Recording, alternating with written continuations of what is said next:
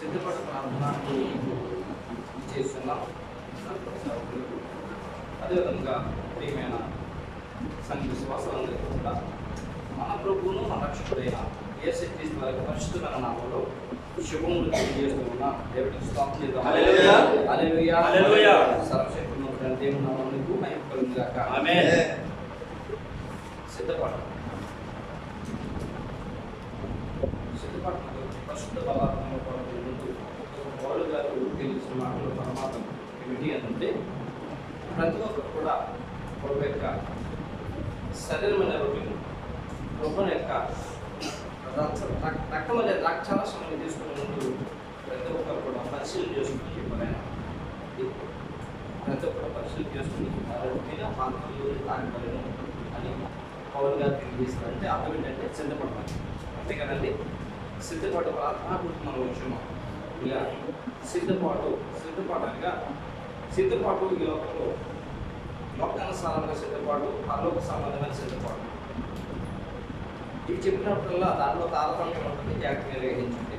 లోక సంబంధమైన సిద్ధపాటు ఏదైతే ఉందో ఆ సిద్ధపడిన తర్వాత అది అక్కడ ఆగిపోతుంది. కానీ పరలోక సంబంధమైన సిద్ధపాటు మాత్రం మనం బతుకున్నంత కాలంలో కొనసాగించవలసిందే. దేవుడికి స్తోత్రం చేద్దాం. లోక సంబంధమైన సిద్ధపాటు అది వివాహం కానివ్వండి, లేక శుభకార్యం కానివ్వండి, గృహ నిర్మాణం కానివ్వండి, వ్యాపారం కానివ్వండి, ఇక యజ్ఞం నిమిత్తం కానివ్వండి, ఇంకా చాలా చాలా సిద్ధపాట్లు ఉన్నాయి. ఉదాహరణకి వివాహం నిమిత్తం సిద్ధపాటు కనుక మరి సిద్ధపడినట్లయితే మరి ఆ వివాహం నిమిత్తము ఎన్ని బట్టలు కొనాలి, ఎంత బంగారం కొనాలి, లేకపోతే వచ్చేవారు ఎంతమంది, వారికి ఎంత ఆహారం సిద్ధపరచాలి, ఎంతమందిని ఆహ్వానించాలి, ఇవన్నీ కూడా ముందుగానే సిద్ధం చేసుకుని ఇలా వారు సిద్ధంగా ఉన్నట్లయితే ఆ కార్యక్రమం ఘనంగా జరుగుతుంది. ఈ లోకంలో ఏది సిద్ధపడినా కూడా ఘనంగానే జరుగుతుంది. సిద్ధపడిన తర్వాత ఆ కార్యక్రమం అయిపోయిన తర్వాత ఆ సిద్ధపడి అక్కడితో ఉంచుతారు. ఈ లోకంలో సిద్ధపడాలని ఉంటారు.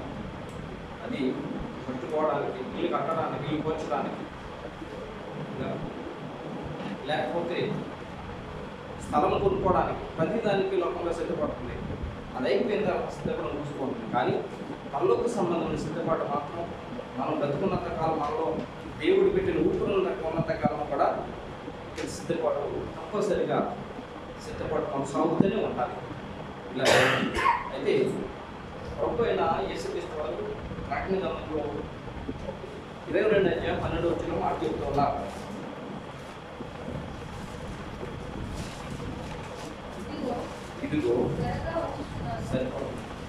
ఇదిగో త్వరగా వచ్చుచున్నాను అని ప్రభు అంటారు. ఎబ్రీ పత్రిక 10:37 ఆ మాటకి, ఇక కాలము కొంచెముగా ఉన్నది, వచ్చుచున్నవాడు ఆలస్యము చేయక వచ్చున రాయబడింది. ఇదిగో త్వరగా వచ్చుచున్నాను అంటే అర్థం ఏంటంటే, త్వరగా వస్తున్నాను అంటే అర్థం ఏంటి?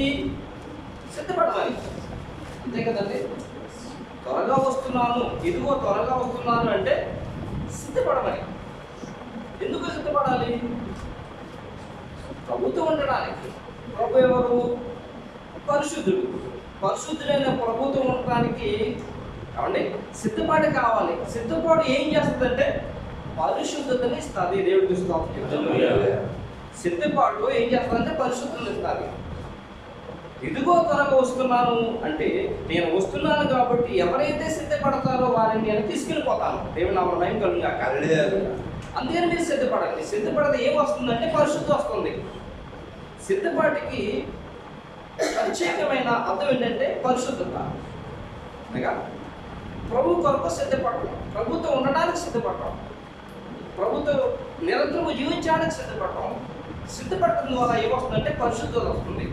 పరిశుద్ధత అనగా ముడతైనను, మచ్చైనను, కలంకమైనను లేనిది పరిశుద్ధత. పరిశుద్ధత ముడతైనను, మచ్చైనను, కలంకమైనది లేనిది పరిశుద్ధత. పరిశుద్ధత అనగా నీతి, పరిశుద్ధత అనగా యథార్థత.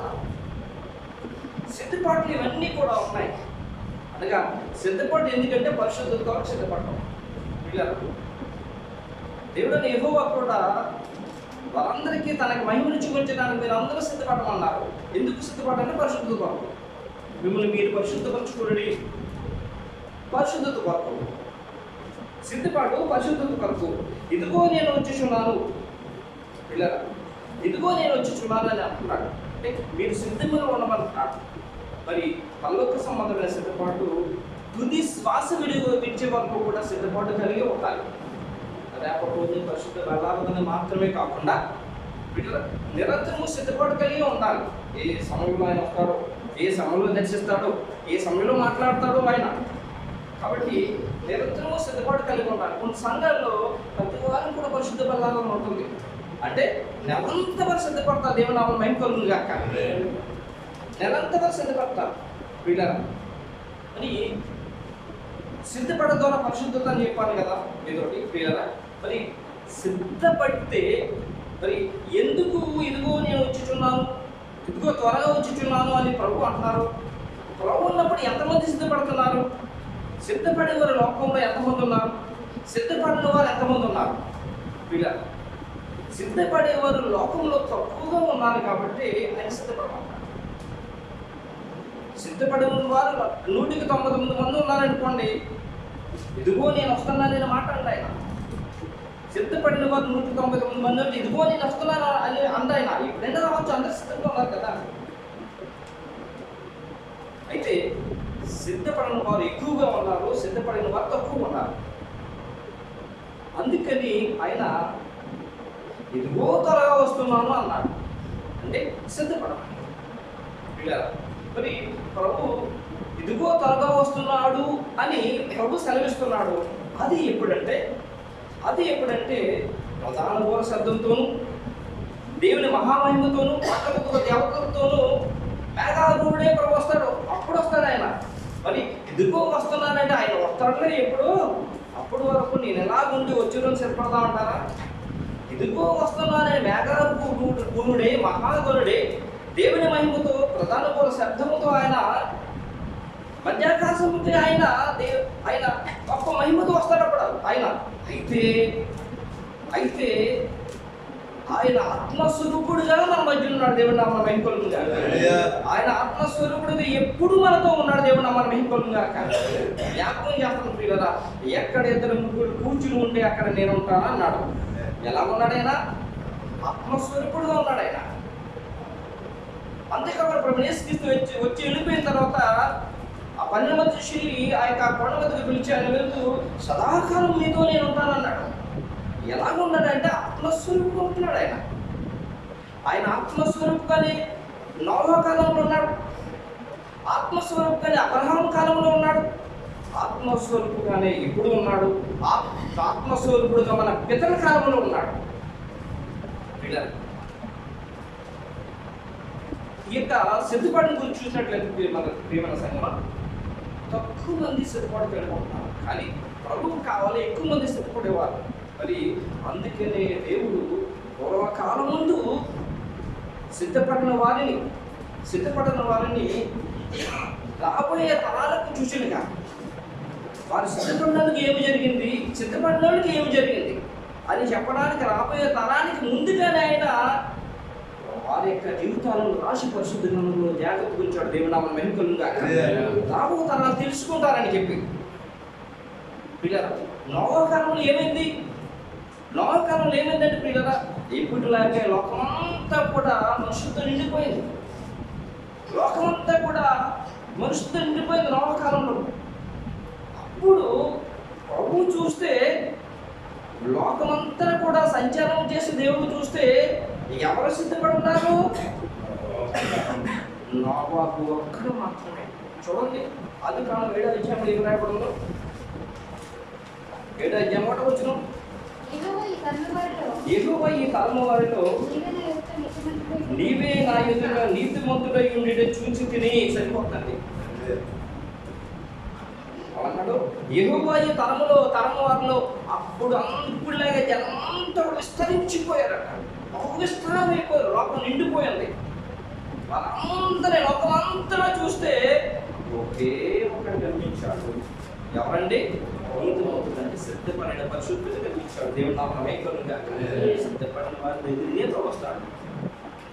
ఒక్కరికి కనిపించాడు. మేము మిగతా వాళ్ళంతా ఉంది, మిగతా వాళ్ళంతా ఏమి సిద్ధపడ్డారంటారా? మిగతా సిద్ధపడలేదు. ఇంత విస్తారమైన లోకంలో ఎన్నో దేశాలు ఉన్నాయి. ఈ యొక్క ప్రపంచంలో అన్ని దేశాల వారిని అని చూస్తే ఒక్క నీతిమంతుడు సిద్ధపడిన వాడు పరిశుద్ధుడు కనిపించాడట. దేవుడు నామమే కలుగుగాక. అప్పుడు ఏం చేశాడు తెలుసండి? ఆయన సిద్ధపడిన వారిని మాత్రమే ఆయన రక్షించాడు. సిద్ధపడిన వారిని మాత్రమే వారి కొరకు ప్రత్యేకమైన ఏర్పాటు చేశాడు. ఆత్మ స్వరూపుడుగా ఉండి ఓడ చేయించుకుని ఓడ ద్వారా రక్షించాడు. దేవుడికి స్తోత్రం చేద్దామా? అప్పుడు పెద్ద సుమారు తుఫానులు వస్తుంటాయి.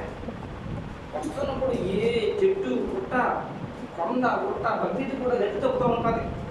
అది స్థాపన ప్రణాళికి నవకాలంలో శిఖరములు మునిగిపోయాయట. కానీ దేవుడు చేయించిన వాడ మాత్రం మునిగిపోకుండా శాశ్వత దేవునామం వైపులుగా అదే రక్షణ వాడ దేవునామం వైపులుగా. ఆనాడు నవకాలంలో దేవుడు ఆత్మస్వరూపుడుగా వారిని రక్షించాడు. ఇక చూసినట్లయితే లోతుకాలంకి వచ్చినట్లయితే సుధమ గుమర పట్టణంలో అప్పుడు కూడా లక్షల కొద్దిగా జనాలు ఉన్నారు. లక్షల కొద్దిగా జనాలు ఉంటే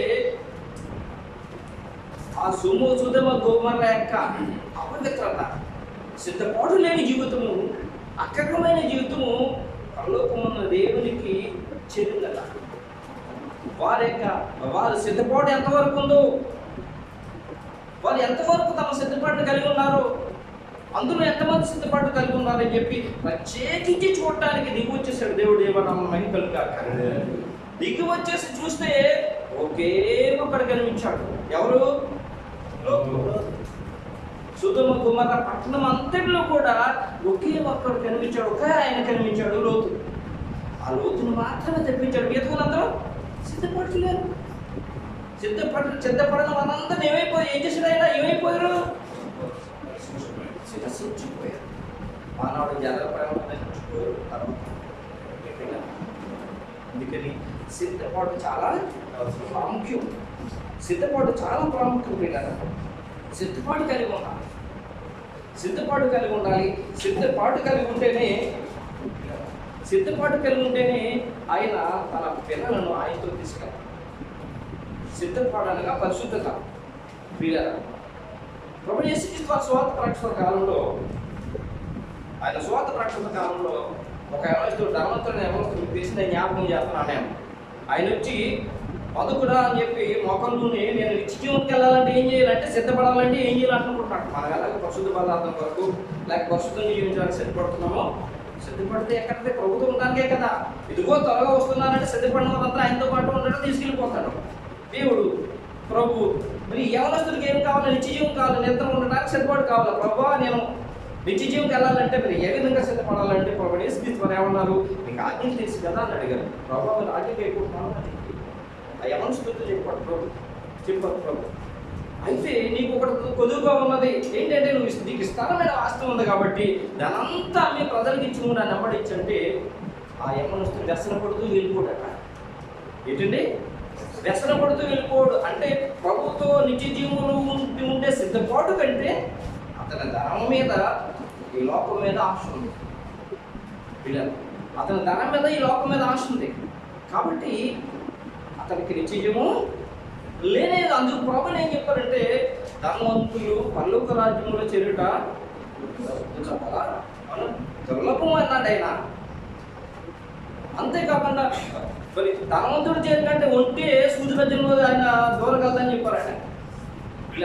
అనగా లోకంలో దాన్ని ప్రేమించే వాళ్ళు ఎప్పటికీ సిద్ధపడలేరు. సిద్ధపడకపోతే నిత్య జీవము వద్దలేరు. కాబట్టి సిద్ధపాటు చాలా ప్రాముఖ్యం. ఎప్పుడూ సిద్ధపాటు కలిగి ఉండాలి. ఎల్లప్పుడూ సిద్ధపాటు కలిగి ఉండాలి. ఇదిగో నేను త్వరగా వస్తున్నాను. ఆయన పూర్వకాల బంధు కూడా ఆత్మస్వరూపుడు ఉండి ఎవరైతే సిద్ధపాటు కలిగి ఉన్నారో, ఎవరైతే పరిశుద్ధత కలిగి ఉన్నారో, మన పితరుల దగ్గర నుంచి కూడా వారందరినీ కూడా తీసుకెళ్ళి ఏం చేశారో తెలుసండి, పరదేశంలో ఉంచి ఆ తర్వాత నిత్యజీవానికి వెళ్ళడానికి వారిని భద్రపరుచుకున్నాడు. దేవుడికి స్టాప్ చేద్దాం. దాంట్లో బేదలైన వారు ఉన్నారు. దాంట్లో ఎన్నో కష్టాలు పడి తమ పరిశుద్ధత కొరకు జీవించడానికి ఎన్నో కష్టాలు పడ్డవారు ఉన్నారు. ఎన్నో ఇబ్బందులు పడి ఉన్నారు, పడ్డవారు ఉన్నారు. ఎందుకంటే పరిశుద్ధత నిలబెట్టుకోవడానికి, సిద్ధపడడానికి, ప్రభుత్వం ఉండటానికి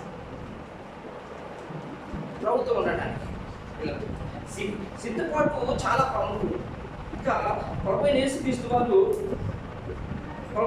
వారి కాలంలో ఆయన యెరూషలేము నుంచి బయలుదేరి, ఆయన గలిలయలోని నజరేతు నుంచి బయలుదేరి యెరూషలేముకు ప్రయాణమై తన 12 మంది శిష్యులతో పాటు వచ్చాడు. ఆయన 12 మంది శిష్యులతో పాటు ఆయన యెరూషలేముకు వచ్చారు. ఆయన యెరూషలేముకు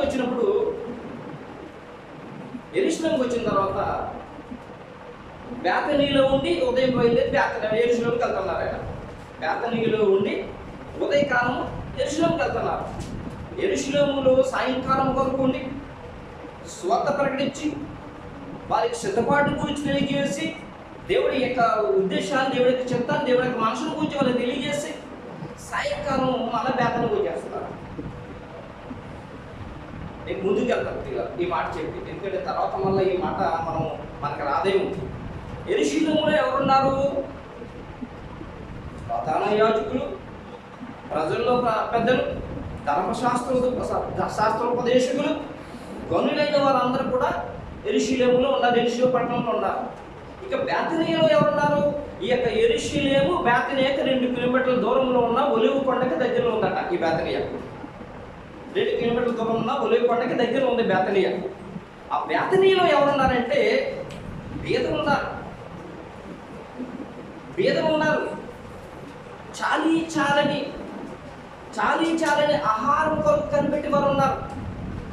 దీనినైన ఉన్నారు, అనగారిన వారు ఉన్నారు. మరి గనుడైన దేవుడు యెరూషలేముకి సువార్త ప్రకటించడానికి వచ్చినప్పుడు గనులైన వారి దగ్గర ఉండకుండా బీదలైన వారి దగ్గర ఎందుకు ఉన్నాడు ఆయన? ఆలోచించేయండి పిల్లలు. యెరూషలేము పట్టణంలో గనులైన వారు ఉన్నారు. పూర్వకాలం ముందు సాధారణంగా ఎలా జరిగేది, పట్టణాల్లో గనులైన వారు ధనవంతుల నుంచి ఊరికి దూరంగా అనగారిన వారి నుంచి వారు పిల్లలు. యెరూషలేము అక్కడ కూడా అదే, యూదా దేశంలో కూడా అదే పద్ధతి కొనసాగుతుంది. గనులైన వారు పట్టణంలో ఉన్నారు, బీదలందరూ కూడా పట్టణానికి దూరంగా ఉన్నారు. సృష్టికర్త దేవుడు, లోకరక్షకుడు, పరలోకమందున్న దేవునికి దగ్గరికి తీసుకెళ్ళడానికి దేవుని యొక్క ఉద్దేశాన్ని చెప్పేవాడు. ఆయన బయలుదేరి గనులైన వారి దగ్గర కాకుండా ఆయన ఎవరి దగ్గర ఉన్నాడండి? బీదలైన వారి దగ్గరికి, బీదలైన వారి దగ్గరికి వచ్చి ఆయన దగ్గరికి ఉండి ఉదయమే బయలుదేరి ఆయనతో పాటు 12 మంది శిష్యులు అక్కడ ఉండి ఉదయం బయలుదేరి వెళ్తూ ఉండేవారు. దాని కొరకు పిల్లరా, మరి పరలోకమున్న దేవుడు యెషయా గ్రంథంలో రాయించాడు. నేను ఆయన రాయబడి ఉంది, మహోన్నతుడును మహాగణుడను. అది ఏమంటుంది? యెషయా గ్రంథము మహోన్నతుడును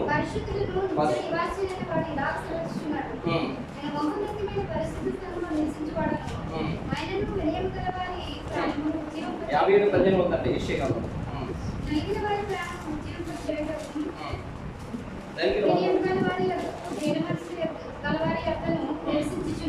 దేవుడికి స్తోత్రం. మహాగణుడును మహోన్నతుడును పరిశుద్ధుడును నిత్య నివాసియు అయిన వాడు ఎలాగో సెలవిచ్చుచున్నాడు, నేను మహోన్నతమైన పరిశుద్ధ స్థలములో నివసించేవాడను, అయినను వినయము గలవారి ప్రాణము ఉజ్జీవింపచేయుటకును, నలిగిన వారి ప్రాణము ఉజ్జీవింపచేయుటకును, వినయము గలవారి యొక్కను, దీన మనసు గలవారి యొక్కను నేను నివసించుచున్నాను. లోకంలో సాధారణంగా పిల్లరా ఎవరిని లక్ష్య పెడతారో తెలుసు అంటే, కాస్త సౌండ్ బట్టి ఉన్న వాళ్ళు లక్ష్య పెట్టుకుంటారు. బీదల్ని ఈ లోకంలో చాలామంది లక్ష్య పెట్టరు. ఎవరైతే దేవుని ప్రేమిస్తారో, ఎవరైతే దేవుడి కొరకు సిద్ధపాటు కలిగి ఉంటారో వాళ్ళనే ప్రేమిస్తారు. పిల్లలు ప్రభు యేసుక్రీస్తు కాలంలో లాజరు అనే దరిద్రుడు ఉన్నాడు. అతని ఇంటి ఎదుర్కొండగా ధనవంతుడు రోజు తొలతూగుతూ ఉన్నాడట. ఆ దరిద్రుడు ఒక్కరోజన్నా కనీసం ఎదుగో నా యొక్క గృహం ఎదుర్కొన్న లాదరనే దరిద్రులు ఉన్నాడు కదా, ఒక్కరోజైనా మంచి భోజనం కూడా పంపించలేదు. కుక్కలకు విసిరేటు వేస్తూ ఉండేవారు ఇలా. కుక్కలకు వేసిన అంటే మిగిలిపోయి పట్టుకెళ్ళి బయట పడేస్తే దాన్ని దీన్ని కొడుకు నింపుకున్నాడు పురుషుకుని రాయపడం ఇలా. ఈ లోకంలో ఎక్కువగా ఎవరిని లక్ష్య పెడతారంటే ఇలా ధనవంతులు లక్ష్య పడుతుంటారు, అవునండి. సౌండ్ పార్టీ ఉన్న లక్ష్య పడుతుంటారు. కానీ దేవుడు అలా కాదు, దేవుడు అలా కాదు. దీనులు ఎప్పుడు కూడా లక్ష్య పెడతారు. ఎందుకంటే దీనులు ఎప్పుడు దేవుని బట్టి ఒలుగుతూ ఉంటారు, భయపడుతూ ఉంటారు. అన్యాయం చేయడానికి భయపడతారు, అక్రమం చేయడానికి భయపడతారు. తొందరగా మాటలు మరి తొందరగా మరి ఎవరిని బాధ పెట్టడానికి కానీ ఇష్టపడేవాళ్ళు చాలా జాగ్రత్తగా ఉంటారు. యేసుక్రీస్తు వారు దీనుల దగ్గరికి వచ్చారు. చూడండి, ఆనాడు యెషయా గ్రంథంలో పూర్వకాలం ముందు యెషయా ద్వారా మాట్లాడించిన మాటలు యేసుక్రీస్తు వారు రాగా వారి యొక్క జీవితాల్లో నెరవేరి దేవుని నామమున వ్యక్తులు గాక.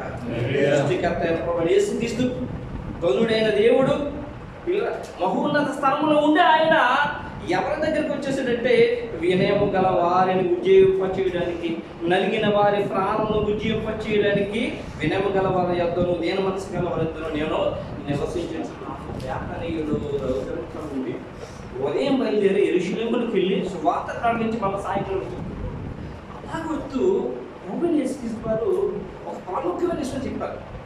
వీళ్ళ ఆ యొక్క ప్రాముఖ్యమైన విషయం అందరికీ తెలిసింది. ఆ యొక్క ఆయన చెప్పిన మాటలు ఏమిటంటే చాలామంది దాన్ని పెట్టిన పేరంటే ఫలింపని అంజూరపు చెట్టు. అయితే నేను పెట్టిన పేరు ఏంటంటే సిద్ధపడిన అంజూరపు చెట్టు. ఫలింపని అంజూరపు చెట్టు గురించి చాలా మీరు విన్నారు, చాలా వర్తమానాలు విన్నారు. నేను మరి సిద్ధపడని అంజూరపు చెట్టు పెట్టాను. ఎందుకంటే ఈ లోకంలో ఆది యందు దేవుడు ఫలవృక్షాలన్నీ కూడా తన పిల్లల కోసమే చేశాడు. ఆయన ఫలవృక్షాలని అంటే తన స్వరూపంలోనూ తన పోలుకు చెప్పిన తన పిల్లల్ని చేసుకోక ముందే ఆయన ఏం చేశాడు తెలుసండి? ఫలవృక్షాన్ని అంటే 3వ రోజు ఆయన 3 రోజులు 4 రోజులు ఉంటుంది ఆది కాలంలో పిల్లలు చివరి అంటే 6వ రోజు మనిషిని చేశాడు. ఆయన ముందుగానే ఫలవృక్షాలు తన పిల్లలకు కావాలన్న ఆ యొక్క ఫలవృక్షాలన్నీ కూడా చేశాడు. ఆయన పిల్లలు తన పిల్లల కొరకు ఈ లోకంలో ఫలవృక్షాలన్నీ కూడా ఆయన చేస్తే ఆ వృక్షాలు ఏం చేయాలి? తన పిల్లలకి ఫలాలు ఇవ్వాలి. కానీ ఆనాడు ప్రభువైన యేసుక్రీస్తు వారు పరలోకమందున తండ్రి యొక్క ఉద్దేశాన్ని చెప్పి మనుషులు సిద్ధపడటానికి యెరూషలేములోకి వచ్చి వెళ్తా ఉన్నప్పుడు పిల్లరా ఆయన దారిలో ఆకలిగా ఉన్నాడట. సృష్టికర్త అయిన దేవుడు ఆకలిగా ఉంటే అక్కడ ఉన్న అంజూరపు చెట్టు ఆయన ఆకలి తీర్చలేదు. ఆయన ఆకలి తీర్చలేదు అక్కడ ఉన్న అంజూరపు చెట్టు. సృష్టికర్తన ప్రభు వెళ్తా ఉంటే చూడండి, ఒకసారి రాయబడింది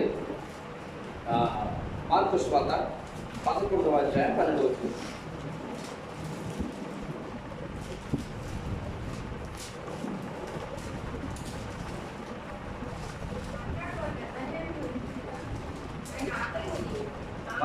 మరునాడు వారు బేతనియ నుండి వెళుచుండగా ఆయన ఆకలి కొని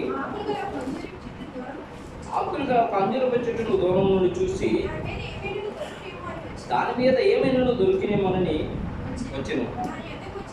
దాని యొద్దకు వచ్చి చూడగా ఆకులు తప్ప మరేవి కనపడలేదు. ఎలయనగా అది అంజూరు పండ్ల కాలం కాదు, సరిపోతుందండి. ఆయన ఉదయం బయలుదేరి యెరూషలేముకు వెళ్ళిపోతున్నాడు. ఆయన తన 12 మంది శిష్యులతో యెరూషలేములో అంత సువార్త ప్రకటిస్తున్నాడు. మన సాయంకాలం వస్తున్నాడు. ఆయన ఉదయం నుంచి సాయంత్రం వరకు అక్కడ ఉంటే పిల్లరా మరి బేతనీయులో ఉన్నవారు ప్రభు ఆకలి చూసి ఆహారం పెట్టినట్టు యెరూషలేములో ఉన్నవారు పెట్టేవారు లేదో మనకు తెలియదు. చాలాసార్లు ప్రభువైన యేసుక్రీస్తు వారు అనేక సార్లు ఆయన ఉపవాసాలతో గడిపిన రోజులు ఉన్నాయి. ప్రభువైన యేసుక్రీస్తు వారు ఎన్నో రోజులు ఉపవాసంతో ఉన్నాడు. ఆయనకి సరైన ఆహారం లేదు, ఆయన ఉండటానికి స్థలం లేదు. ఆశ్చర్యకరం ఏంటో తెలుసండి పిల్లరా, సృష్టికర్త అయిన దేవుడు భూమి మీదకి వస్తే భూమి ఆకాశం ఆయన చేసి ఉంటే ఆయనకి ఉండటానికి స్థలం లేదట. పిల్లరా కడుపుకుండా తినడానికి అన్నం లేదట. పిల్లరా అన్నాడు ఆయన శాస్త్రి ప్రభువైన యేసుక్రీస్తుని, అయ్యా నువ్వు ఎక్కడికి వెళ్తే నేను అక్కడికి వస్తానంటే ఆయన ఏమన్నాడు తెలుసండి? ఆయన ఏమన్నాడు తెలుసండి? నక్కలకు గొర్రెలను ఆకాశ పక్షులకు గూళ్ళు కలవు కానీ మనుషుడు మత్తయి సువార్త 8:20 ఉంది, లూకా సువార్త 9:58 కూడా ఉన్నది. మత్తయి 8:20 ఉంది, లూకా 9:58 కూడా ఉంది. చూడండి,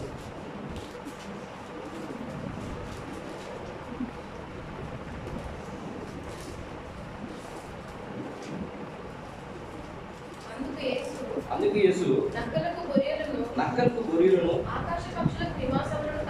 ఆకాశ పక్షులకు నివాసములు కలవు గాని మనుష్య కుమారునికి తలవాల్చుకున్నట్టుగాను స్థలము లేదని అతనితో చెప్పాను. ఆయన సృష్టించిన సృష్టిలో ఆకాశ పక్షులకు కూడా ఉన్నాయట.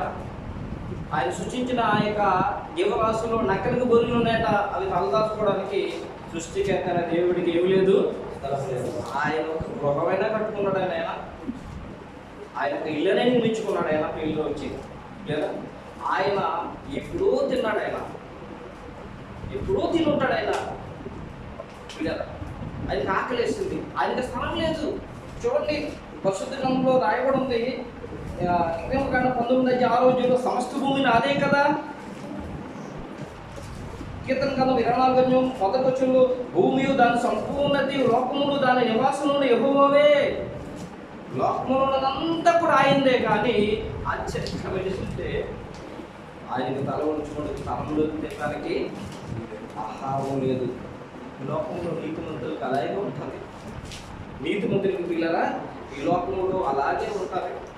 నీతిమంతులకి కడుపుంట ఆహారం ఉండదు. నీతిమంతులకి పిల్లరా వారు క్షేమంగా ఉండడానికి, క్షేమంగా నివసించడానికి లోకంలో యోగ్యత కాదని పరిశుద్ధంగా రాయడం. ఎవరైతే పరిశుద్ధంగా జీవించాలని, పరిశుద్ధంగా ఉండాలని, ఎవరైతే యథార్థంగా జీవిస్తారో వారికి అన్నీ కొదవే. పూర్వకాలం ముందు అలాగే జీవించిన వారు ఎంతోమంది గురించి అపోస్తలుడు పౌలు గారు ఎబ్రీ గ్రంథంలో రాయించాడు. ఎబ్రీ పత్రికలో రాయించాడు. ఇలా వారు సొరంగాలలోను, అడవుల్లోను, పిల్లరా కొండల్లోను, పొట్టలోను తిరుగులాడుతుండేవారట. ఎబ్రీ పత్రిక 11:38 చూడండి. 11:38 ఎబ్రీ పత్రిక. అడవుల్లోను, కొండల మీదను, గృహాల్లోను, సొరంగములోను తిరుగులాడుచు సంచరించిరి. అట్టి వారికి ఈ లోకము యోగ్యమైనది కాదు. దేవుడికి స్తోత్రం. వారికి పరిశుద్ధంగా ఉండటానికి, సిద్ధపాటు కలిగి ఉండటానికి, యథార్థంగా జీవించడానికి వారికి ఈ లోకం ఎలాంటిది కదట, యోగ్యమైనది కదా. ప్రభు యేసుక్రీస్తు వారికి ఆయన జీవించడానికి యోగ్యమైనది కాదు. ఆయన కొన్ని రోజులు ఉండడానికి వచ్చాడండి ఈ లోకానికి. అంతేకాదు ఆ యొక్క ఎబ్రీ పత్రిక ఇంకా చూసినట్టే చాలా విషయాలు, విశ్వాస వీరుల యొక్క జీవితాలు, చాలా జీవితాలు ఉన్నాయి. వారందరికీ సుఖపడిన దాఖలాలు లేవు. వారందరికీ యోగ్యమైనది కదా ఈ లోకం. అలాగే ప్రభు యేసుక్రీస్తు వారు కూడా సృష్టికర్త ప్రభు ఈ లోకానికి ఆయన కూడా ఏమీ లేదు. ఆయనకి అంటే ఆయన ఆకలికొని ఉన్నాడట. ఆకలికొని ఆయన దారాట వెళ్తున్న అంజూరపు చెట్టు కనిపించింది. అంజూరపు చెట్టు దగ్గరికి వెళ్ళాడు ఆయన. అయితే ఈ మార్కులో ఏమో రాస్తున్నారో తెలుసండి. మార్కులకి ఏమంటారంటే ఆ చెట్టట అంజూరపు పండ్లకు కాదట. ఆ చెట్టు దగ్గర కన్నీళ్ళారు కానీ అంజూరపు పండ్ల కాలం కాదట. అది ఆకులు గల ఒక అంజూరపు చెట్టును దూరం నుండి చూచి దాని మీద ఏమైనా దొరికినేమో అని వచ్చును. దాని వద్ద వచ్చి చూడగా ఆకులు తప్ప మరేమీ కనపడలేదు. ఏలైనగా అది అంజూరపు పండ్ల కాలం కాదు. అంజూరపు పండ్ల కాలం కాదని సృష్టికర్త దేవుడికి తెలియదంటారా? ఏమండి, ఏ చెట్టు ఎప్పుడు కాస్తుందో, ఏ చెట్టు అంటే ఎప్పుడు కాయదో సృష్టికర్త దేవుడికి తెలియదంటారా? మనకు తెలియకపోవచ్చు. ఇక్కడ అందరూ కూడా మనం కూర్చున్నాం. మీ ఉదయం నాకు తెలియదు, నా ఉదయం మీకు తెలియదు. కానీ అవలోకమున్న దేవుడికి ప్రతి ఒక్కరి ఉదయం తేటగా కనిపిస్తుంది. ఉదయ రాక్షములను తెలిసిన దేవుడు. మనుషులు పైరూపాలు వస్తారు, పైరూపం చూసి ఖాళీ చేస్తారు, పైరూపం చూసి మాట్లాడతారు. కానీ దేవుడు ఏం చేస్తారు తెలిసే పిల్లరా? హృదయాంతరంగములను లక్ష్య పెడతాడు. మనుషులు పైరూపం లక్ష్య పెడుతుంది కానీ యెహోవా హృదయములను లక్ష్య పెట్టును. మొదటి సమయంలో 16 రాయబడింది. పిల్లరా, మనుషులందరూ కూడా చాలా మంది అదే దారిలో వెళ్తున్నారు. వాళ్ళు ఏమనుకుంటున్నారంటే చాలా పచ్చకుంది చెట్టు అనుకుంటున్నారే కానీ అది ఎందుకు కాయలేదని ఎవరు గుర్తించలేదు. కానీ సృష్టికర్త ప్రభుకి ఆకలిసి ఆయన చూసినప్పుడు ఒక చెట్టు మరి చాలా పచ్చకుందట, ఆకులతో నిండి ఉందట. అక్కడికి వెళ్ళాడంట ప్రభు. వార్తలు ఏమని రాస్తున్నారంటే అది అంజూరు పండ్ల కాలము కాదు. అంజూరు పండ్ల కాలం కానప్పుడు సృష్టికర్త ప్రభు అంజూరు చెట్టు దానికి ఎందుకు వెళ్తాడు అంటే పరిశుద్ధ గ్రంథంలో రాయబడుతుంది. అంజూరపు చెట్లు లోకంలో ఉన్న చెట్లన్నీ కూడా 2 సార్లు కాస్తాయి. 2 సార్లు కాస్తాయి. మొదటిసారి ఏమో కొద్దిగా కాస్తుంది, తర్వాత ఏమో సంపూర్ణంగా కాస్తుంది, విస్తారంగా కాస్తుంది. మొదటిసారిగా కొద్దిగా కాస్తుంది, రెండవసారి విస్తారంగా కాస్తుంది. మీరు ఎప్పుడైనా పరిశీలన చేయండి. చాలాసార్లు కాయల చెట్టుకి కొద్దిగా కాయలు ఇచ్చిననుకోండి, చాలా సంబరపడిపోతాం. అది చూసినా నేను కాస్తానని. వాటిని మాసకాయలు అని పేరు వాటికి. క్లియరా? ఈ అంజూరపు చెట్టు అయితే మాత్రము తప్పనిసరిగా 2 సార్లు కాస్తుందట. మొదటిసారి ఆకులు మార్చేసినప్పుడు, చిగురు వచ్చినప్పుడు కొద్దిగా కాస్తుందట. క్లియరా? ఆ తర్వాత ఆకులు బాగా విస్తారంగా వచ్చేసినప్పుడు విస్తారంగా కాస్తుందట ఈ యొక్క అంజూరపు చెట్టు. క్లియరా? హోషేయ గ్రంథం 9 చెప్పాలి చూడండి.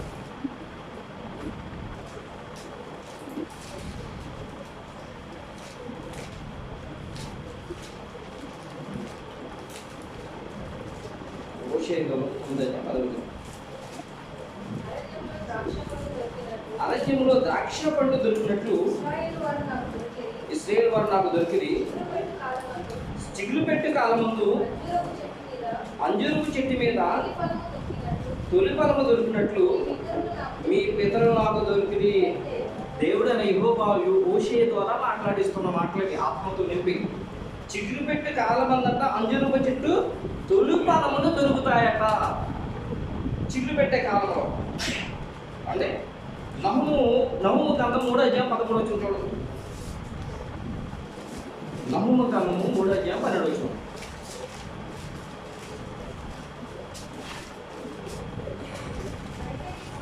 అయితే నీ కొటలనియు ఆ కాలపు పండ్లు గల అంజూరపు చెట్ల ఉన్నవి. ఒకడు వాటిని కదిలింపగానే పండ్లు తినవచ్చిన వారిని నోటపడను. దేవుడికి స్తోత్రం చెప్తాం. అనగా అంజూరపు చెట్టు చిగురు పట్టి కాలంలోనే కాయలు కాస్తుందట. అనగా కాలంలోనూ కాస్తుంది, కాని రోజుల్లో కూడా అంజూరపు చెట్టు పండ్లు కాస్తుంది. కాయలు కాసి పండ్లు అవుతాయట. దేవుడు ఎక్కువ రాయించిన మాట ఇప్పుడు నిర్ధము కాదు, ఉన్న విషయాన్ని తెలియజేస్తూ ఉన్నాడు. అంటే చిగురు పెట్టి కాలంలో ఉంటుంది, విస్తారమైన కాయలు కాసే కాలంలో కూడా, విస్తారమైన ఆకులు ఉన్న కాలంలో కూడా కాలంలో కాస్తుంది. ఆ కాలంలో కూడా కాని రోజుల్లో కూడా ఈ అంజూరపు చెట్టు కాస్తుంది. ప్రభువైన యేసుక్రీస్తు వారు ఆకలితో ఆయన పరలోకమందు దేవుడు సృష్టికర్తైన దేవుడు ఈ లోకంలో పరలోకమందు తన యొక్క శతాన్ని తెలియజేసి మనుషులందరూ కూడా పరిశుద్ధులుగా వారిని చేయడానికి, వారందరూ సిద్ధపడడానికి లోకంలోకి వస్తే సృష్టికర్తైన దేవుని ద్వారా సృష్టింపబడిన చెట్టు ఆయన ఏం చేస్తుందో తెలుసండి? మోసం చేస్తుంది. అది ఏం చేస్తుంది తెలుసండి? మోసం చేస్తుంది. చెట్టు బాగా పచ్చుకుంది, దాని దగ్గర కాయలు ఉంటాయని చూడలైన ఏమంటున్నాడు? ఆకులు ఒక అంజూరపు చెట్టు దూరం నుంచి చూసి దాని మీద ఏమైనా దొరికినేమో అని వచ్చును. దాని వచ్చి చూడగా ఆకులు తప్ప మరేమీ కనపడలేదు.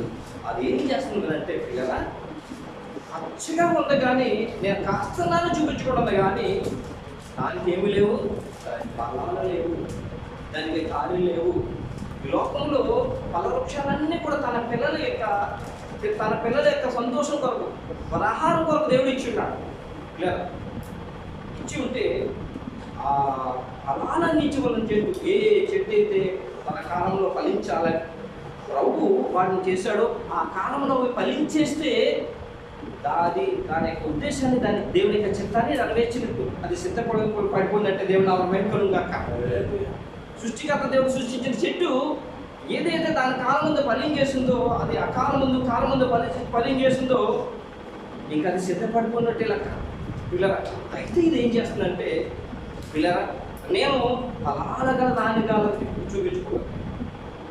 ప్రభు అయిన సృష్టికర్త దేవునే మోసం చేస్తుంది. పిల్లరా, సృష్టికర్త దేవునే మోసం చేస్తుంది. అందుకనే ప్రభు నేర్పిస్తే ఏమన్నారో తెలుస్తుంది. దానిని ఏమన్నారండి చూడండి, కింద వచ్చిన అర్థం వచ్చిన. అందుకు ఆయన ఎన్నటికి నీ పండ్లు తినకుండును కాక నేను ఏం చేశారు పిల్ల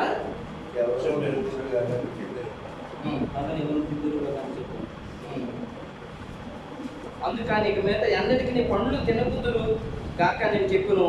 ఇది ఆయన శిష్యులు వినిది. ఏమండి పొద్దున్న మార్గమున ఆయన పోచుండగా అంజూరపు చెట్టు వేళ్ళ మొదలుకొని ఎండుట చూచిరి. అప్పుడు పేతురు ఆ సంగతిని జ్ఞాపకం చేసుకుని మార్కు 11:21 అండి, మార్కు 11:14-21 వరకు రాయబడి ఉంది. పొద్దున్న వారు మార్గమున పోచుండగా అంజూరపు చెట్టు వేళ్ళ మొదలుకొని ఎండుట చూచిరి. అప్పుడు పేతురు ఆ సంగతిని జ్ఞాపకం తెచ్చుకుని, బాధుడా ఇదిగో నీవు శపించిన అంజూరపు చెట్టు ఎండిపోయిందని సెలవిచ్చెను. మోసం చేస్తున్నారు, చెట్టు కాయలు కాస్తున్నట్టు చూపిస్తూ మోసం చేస్తున్న చెట్టు దేవుడు ఏం చేశాడు? ఇంకా సృష్టికర్తల దేవుడు చేసి సృష్టించిన సృష్టిలో ఆ చెట్లు ఏం చేయాలంటే ఫలించాలి.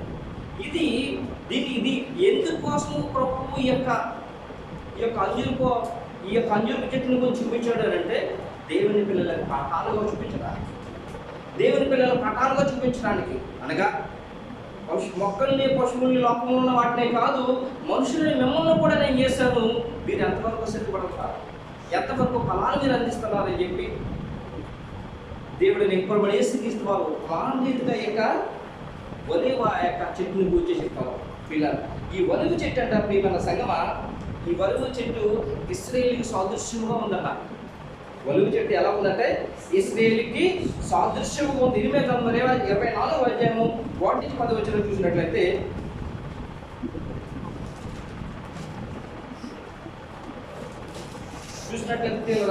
ఈ యొక్క ఇశ్రాయేలు జనాంగానికి చూసిగా ఉందట.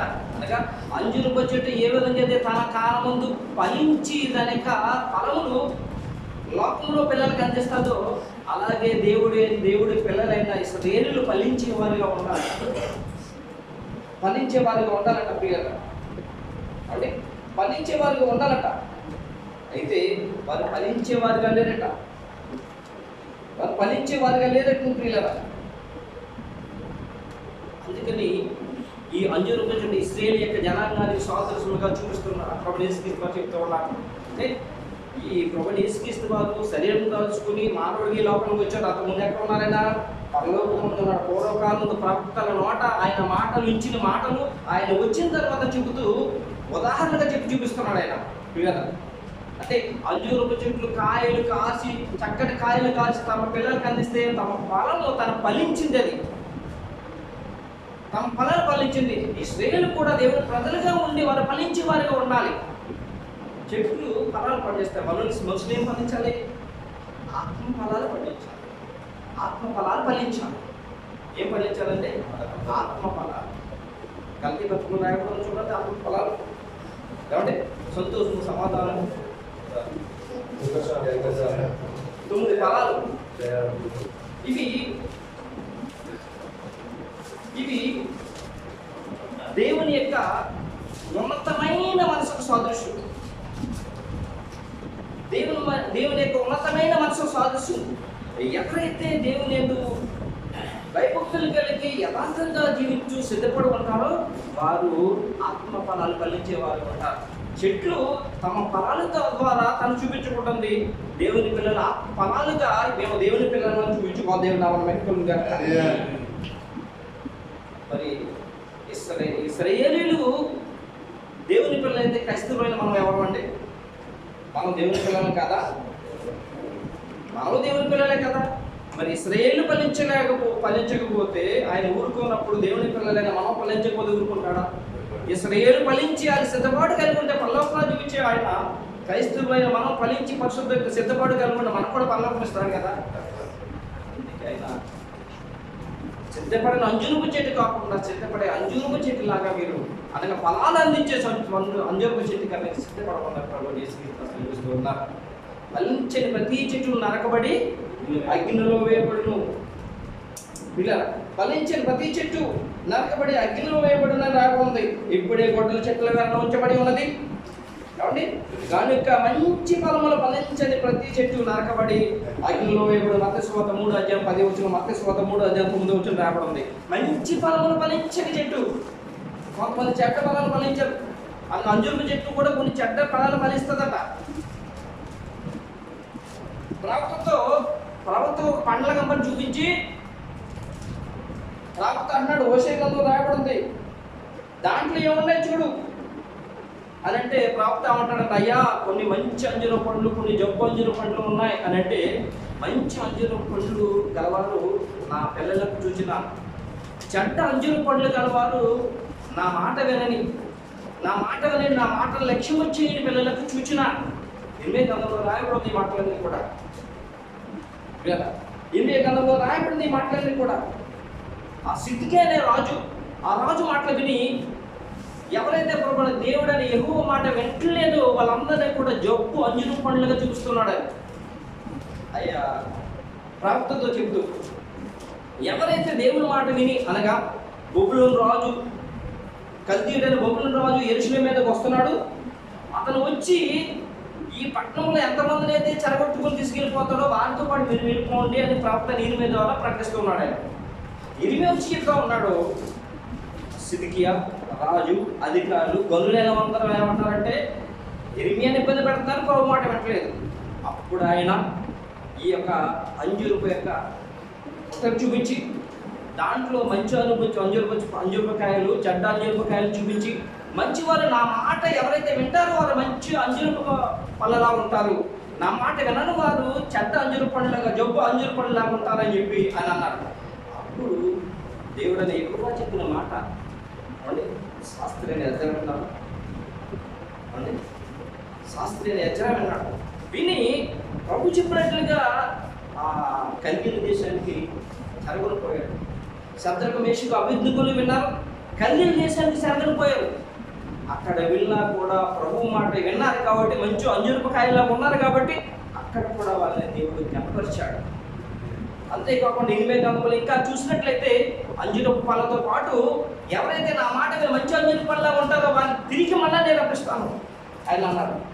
అలాగే పారసీక రాజైన కోరేషు కాలంలో వాళ్ళందరినీ తిరిగి యెరూషలేముకు రప్పించాడు ఆయన. దేవుని నామమున మహిమ కలుగును గాక.